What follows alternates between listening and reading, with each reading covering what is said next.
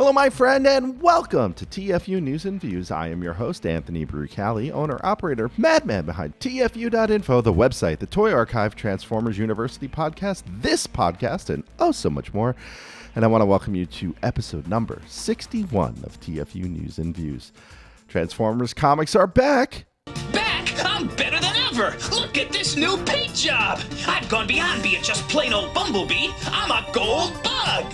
Feels like an eternity since the historic run of IDW Publishing's Transformers comics had come to an end. But now, our favorite robots in disguise are back, and this time from Image Comics via Robert Kirkman's Skybound imprint. There's been quite the build-up to this book. Pre-sale numbers are through the roof. The teasers and the tie-ins via Skybound's Void Rivals series has helped fuel the buzz, and anticipation for a TF comic has never been this high, probably since Dreamwave back in the early 2000s. And I think Dreamwave is a great place to start with this discussion, particularly before we get into spoilers for the book. The lead up to this book really felt a lot like the lead up to the Dreamwave launch when they got the Transformers license. It heavily tapped into nostalgia, particularly because they were using the 1984 lineup. It featured multiple covers per book, which has become the norm for Transformers comics, and the interest by the outside world was high. The Dreamwave books also had phenomenal numbers in terms of pre-sale and sales. From a content standpoint, really didn't know what to expect back then. We were promised a more mature take on Transformers, and of course, everyone's definition of mature when it comes to art really does vary. The concept is highly subjective. What we got were comics thin on story, thin on character development, high on violence, and filled with colorful art. Whether you thought that art was good or bad, well, that's also highly subjective. All of this kind of mirrors my feelings for this book, both before and after my first read, and doesn't mean I disliked it. I'm reserving judgment on that until we see how things pay off. That said, I do like the new take on the Transformers start on Earth, and this book feels a lot like what many of us in the fandom in 2003 expected from Dreamwave, but didn't get. In this version, there's at least story. It's not thin on story. It's not thin on characters. That's really the high point away from the Dreamwave comparison. Of course, for some of us, this may also be a bit too late by about 20 years, as the IDW runs from John Barber and James Robert and Maynard Scott and Nick Roche may have satisfied those needs way more than a mature Transformers book might. Daniel Warren Johnson's art is good. It's really good. It moves the story, and unlike what we may have gotten from the second iteration of IDW, it works very well with his writing. He understands the medium much better than the previous set of writers we had, and probably more so than the previous set of artists we had, too.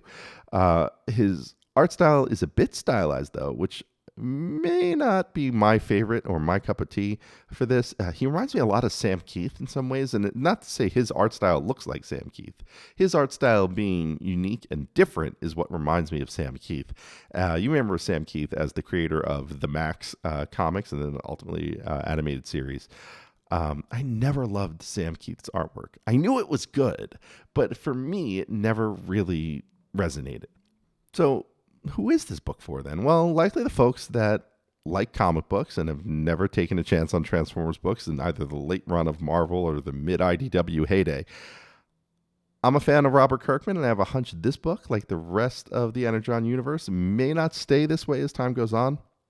But I feel like right now they're really aiming for that tail end of the nostalgia market, that post-COVID tail end of the nostalgia market. So what happens in the book? Well, that's the spoilery part. So if you don't want to hear about the facts of the story, now's your chance to punch out. If you want spoilers, stick around after this for more. And if you haven't read the book, read it. Come back here. I have a special surprise planned for the end of the show that you will not want to miss. Hey, want to help out this podcast or the website TFU.INFO? There's a number of ways you can do it. Let me tell you how. You can help us directly by joining our Patreon and enrolling as a student at Transformers University. There, you'll get early access to the podcast as well as exclusive behind-the-scenes peeks and perks for as little as $1 a month. Sign up is quick and easy. Just swing on by to www.patreon.com/TFU.INFO. Another way you can help us is by using our Amazon link, www.tfu.info/Amazon. Type that into your browser whenever you want to shop at Amazon, and a portion of what you spend will be contributed back to us. It's that easy. Finally, you don't become the world's longest running transforming toy archive without some help from other fans. We're always on the hunt for photos of figures and accessories we're missing from our pages. If you'd like to contribute, go to tfu.info/help for a list of what we need, or send an email to info@tfu.info. tfu.info, the Alpha Trion and Omega Prime of transforming toys. Now, back to the show. This book starts with an interesting new take on the Witwicky clan. Sparkplug is kind of a drunk, and he's in a bar, and he's remembering somebody named Jimmy. There's allusions to memories of Vietnam and a shuttle explosion, perhaps the Challenger. I guess this all kind of makes me feel like it's a period piece. There's nothing in it to say that it takes place in current times just yet. And Spike and a reimagined Carly are off to look at the stars one night. And they accidentally stumble into the Ark with the Autobots and Decepticons, who are presumably dormant for like millions of years, right? And just then Jetfire arrives over from Void Rivals to reactivate Teletran 1 and begin repairs. Having been dormant on that asteroid back in Void Rivals for a few millennia, he does not know of the war and begins with repairing Starscream. We immediately get to introduce to Starscream's darker side as he shoots a deactivated Bumblebee in the face. Now, this sort of violence that might be off-putting for some fans. As Jetfire and Starscream argue, Teletran 1 continues to rebuild robots. Starscream and Jetfire have it out, and Starscream shoots him in the stomach. You heard my recent episode of Transformers University about the Argentinian sticker book from 1988. You may have caught me hinting at this moment. Now, Optimus awakens and fights Starscream, because he was the one being rebuilt in the background, before noticing Spike and Carly and needing to protect the humans. More Autobots and Decepticons are rebuilt: Ratchet, Skywarp, Soundwave, and as Ratchet loads up Optimus's trailer with fallen Autobots and their parts in what may be the first useful use of the trailer and combat deck in a long time, Optimus mourns Bumblebee like Vito Corleone mourning Sonny. Look how they massacred my boy. Just then, Starscream attacks. Spike and Carly slide Optimus his gun, and he fights off the Decepticons some more. Knowing more Decepticons are being built, namely Thundercracker and Reflector, he does the only thing he can do. Shoot the hostage. He blows up Teletran 1. With Spike, Carly, and Ratchet, they make a run for it. Jetfire follows to fight off Starscream and Skywarp in the air. The Decepticons pull away from the pursuit due to lack of energon, and the Autobots take refuge in a rock quarry. There, Jetfire dies. Just like in the cartoon. He shows up, he dies. We shall remember you, Skyfire. We shall remember. Back at the Ark, the Decepticons shoot Starscream to find more energon. We cut away to Sparkplug wrapping up his shift at the power plant. Starscream attacks said power plant, and his friend and driver, Davey, decides to make a run for the pickup truck, but is picked up by Starscream instead, and squish. To be continued.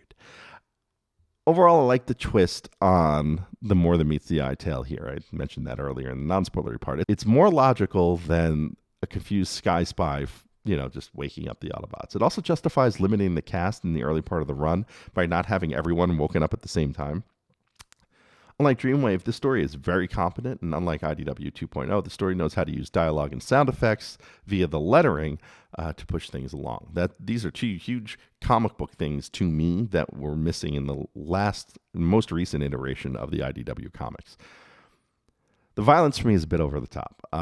It's not really necessarily what I want from a Transformers book. Now, I expect it from Kirkman. I expect it from The Walking Dead. I expect it from Invincible. But it's not something that I would want to see in ample amounts in a Transformers book. I feel like it cheapens the deaths of characters later on when things get too violent too quickly. But I am interested in seeing where this is headed. I like that Megatron isn't a villain to start. It makes his arrival bigger and more dangerous and more looming. I like it. It makes him the bad guy he should be. I wish I had a bigger take on the book, this particular issue as a whole, but my overall feeling is to wait and see. And so there you have it. That's my review of Skybound Transformers #1, Image Comics Transformers #1, whatever you want to call it. Now, if you've waited around this long, I did promise you a surprise, and it wasn't the surprise I had intended to promise you. I thought I had recorded a review of Dreamwave #1 for Radio Free Cybertron way back in the day. I might have, and it might not have been published, which means lost to time on probably a CDR somewhere in my home office. But what I did remember I had done, was I had posted a written review to Alt.Toys.Transformers, the Transformers Usenet news group, the main place to really talk Transformers back in the early 2000s on April 5th, 2002. So what I'm going to present to you here is me reading my post to ATT of Dreamwave number 1, a blast from the past, and see how similar it is to what you just heard about Skybound's version of Transformers number 1. All right, so the entry is titled Comic, and we used to do that in brackets, like a lot of offices do now with external emails, right? So it was Comic, it was tagged as Comic. DW's, Dreamwaves, DW's G1 number 1 cover-to-cover review by Anthony Tony Fitz, Brew Cali, April 5th, 2002, 8:41 p.m. with 55 seconds. So here we go. Or more like, so coming off the cover-to-cover review part of the title, here we go. Or more like, cover-to-cover to double-priced cover to cover I'll probably never care to own review. There's no plot summary here. That was done finally by Sussi in his review. If you need the plot info, it's just going back and reading that post. Now, on with the review, but first, comic book spoilers ahead. The covers. Okay, first things first, the covers.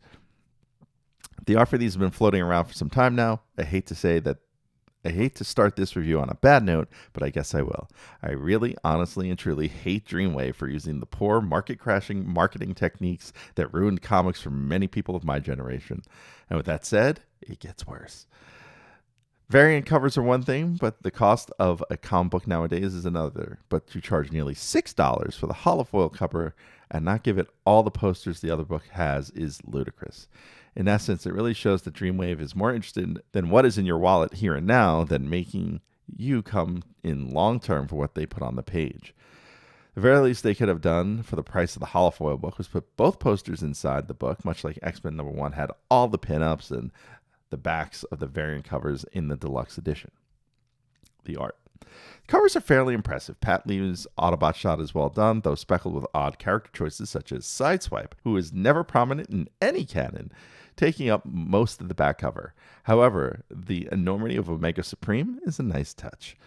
Generally and overall, I like Lee's art, mainly his choice of characters and choice of designs. Toy accurate is always a plus with me.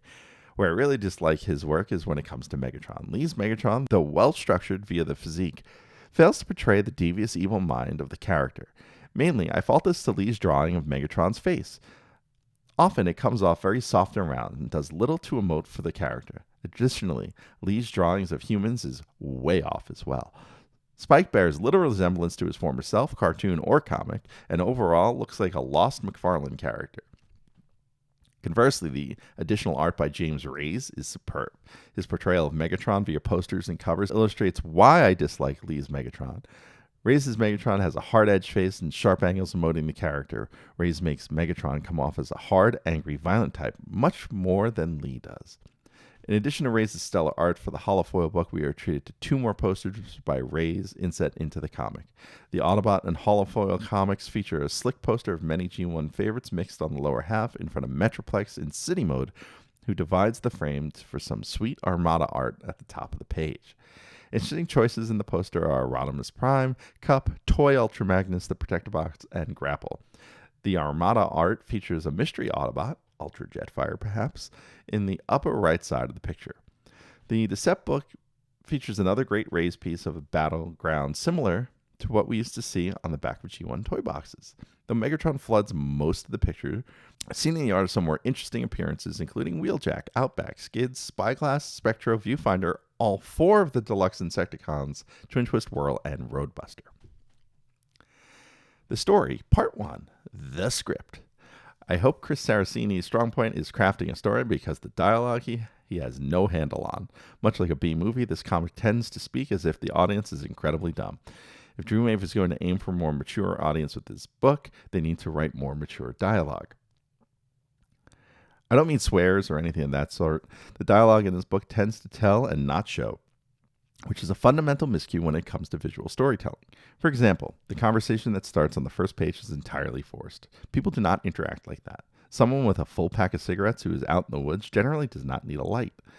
The conversation would flow 100 times more smoothly if the soldier just lights up and then gets lambasted by a comrade. Another instance of the utterly poor scripting is seen when Spike and General Hallow chat at Spike's dinner table. The dialogue in panel 3 and the dialogue in the same panel say basically the same thing. Top secret government bodies do not introduce themselves as top secret government bodies unless they really don't want to remain secret. This whole scene plays out worse than any Steven Seagal flick. Top secret government bodies have janitors mopping around the building during business hours? Senile or not, it constitutes a breach of security. Bonus points for the mention of Buster Witwicky, though the story still seems firmly rooted in cartoon continuity.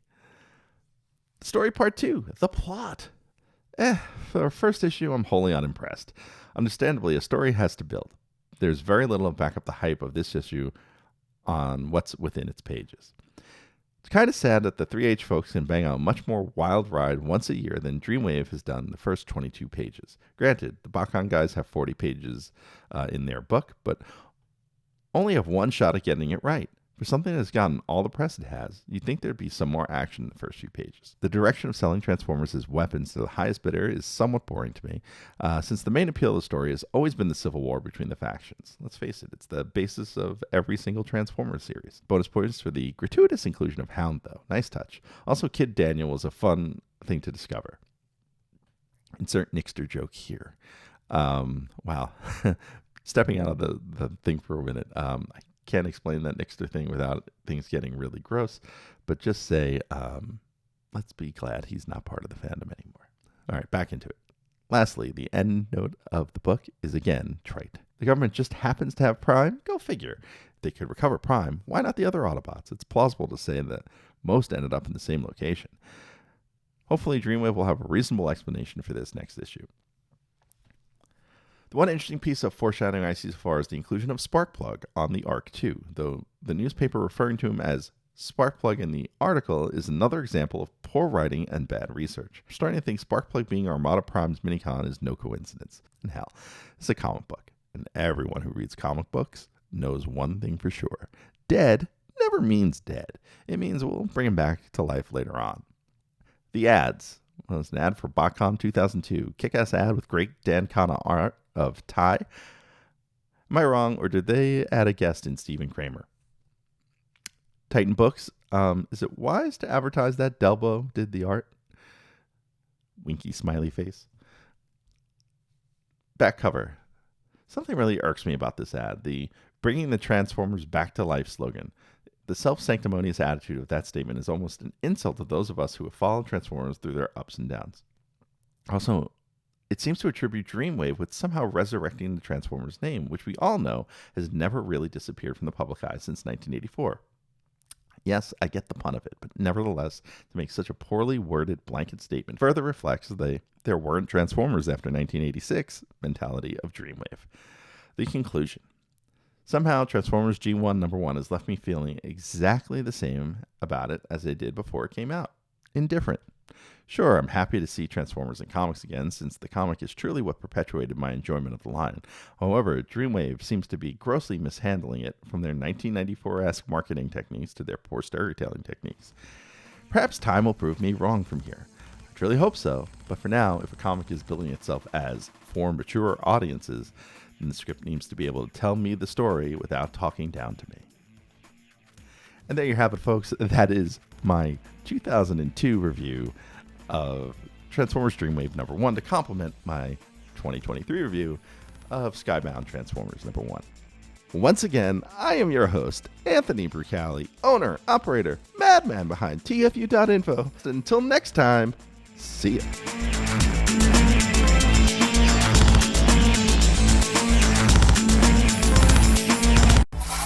Want to be on the show? Leave us a voicemail at 702-763-4838. That's 702-POD-4TFU. Or send an email to info@tfu.info. Be sure to catch us on Twitter at TFU_info and on Facebook and Instagram under the username TFU.INFO, all one word. Also, please subscribe to our YouTube channel, youtube.com/TFU.INFO, where we post all of our podcasts, plus special video segments, reviews, and live coverage of Transformers-related events such as New York Toy Fair and New York Comic-Con. I hope you enjoyed this episode. Please visit us at www.tfu.info, the world's longest-running transforming toy archive.